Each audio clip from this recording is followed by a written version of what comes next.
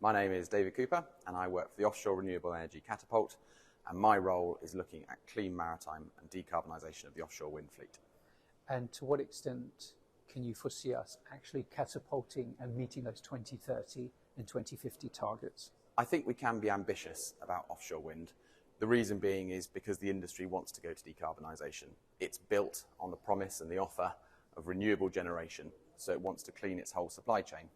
Coupled to that, you've got the exciting prospect that not only can the offshore wind industry decarbonise its vessels, it can also potentially provide the fuel to supply that decarbonisation from the energy that's made out in the wind farms, either directly as battery electric, or by using that to create e-fuels such as hydrogen, methanol and ammonia.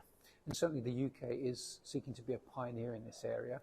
How are the various projects dotted around the Coastfaring?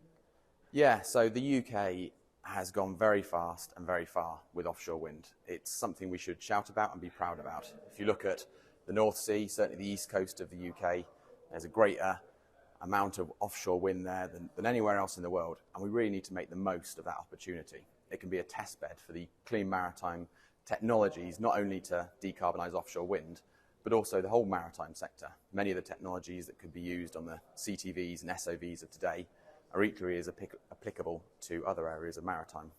For all this rosy outlook, isn't it realistic to say that for the next 10 years at least, hydrocarbon fuels will still be the predominant marine fuel source? There's obviously a clear issue at the moment. Even if we look at vessels on the order book, we're still looking at fossil fuels coming through. At the moment, we need to get those first movers into the water to demonstrate that zero emissions fueling can be done, so that we can move right through to 2030s and beyond with green fleets coming along.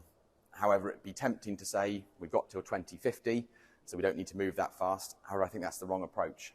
Vessel owners and vessel builders will be looking for that asset to be in the water for 15, 20 years or more.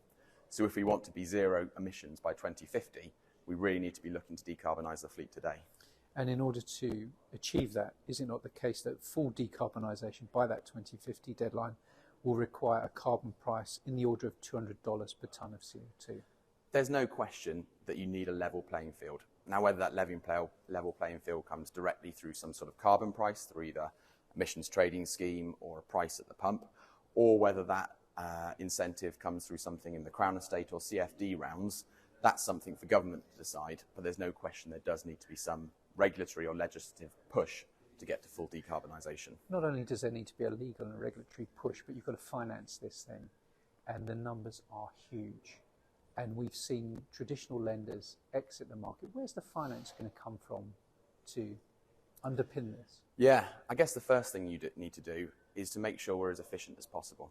When you're looking for the long term, you're looking for that OPEX, and it's no secret that some of the fuels we might be using for zero emissions are currently way more expensive than the fossil fuels of today. So we not just need to be looking at making zero emissions fueling systems, but being smart about how we utilise that fuel. Whether that's offshore charging, using the electricity direct from the wind turbines, or producing hydrogen using off-peak power so that we can take the price down as low as possible, and then make that a more attractive option for those green investors that want to see their money going into a green industry.